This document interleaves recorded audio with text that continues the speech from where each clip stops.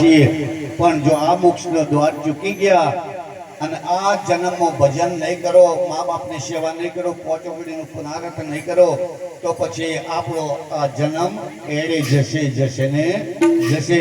એટલે સંતો કહેશે કે કોટી જન્મના પુનઃતીર્થને મળ્યો મનુષ્ય અવતાર તે ભાવ કરી પ્રભુને બજાય માનવતાને લાખો લાખ વિકાર.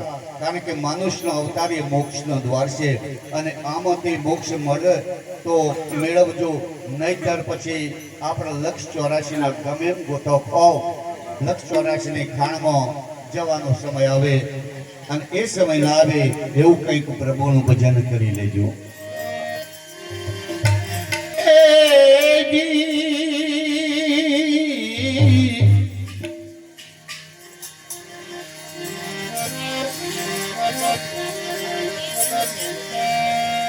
गुरु यशा कीजिए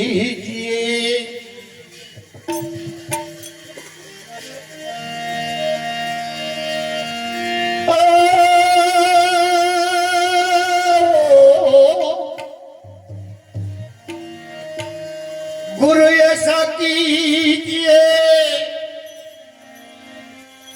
जैसा पूनम का चंद अरे तेज करे तपे नहीं ये तो दे दे अपनो राम,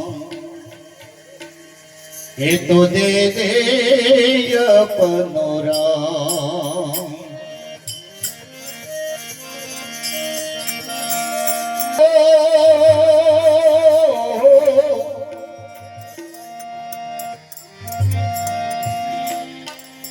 राम नाम तो बचिले प्राणिया अन पछे बजाशे नहीं.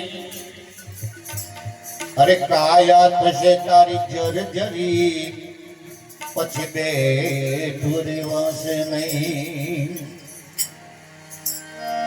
घरડા થઈને ભક્તિ કરીશું જો આવો મનમાં વિચાર કર્યો તો ઘરડા ત્યાં પછી આપણે છોકરાના છોકરા આપણા હાથમાં આવશે ને એમાં સમય નહીં મળે.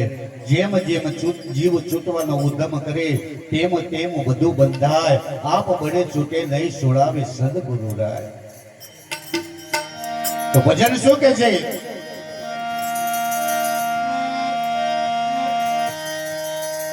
વિપત પડી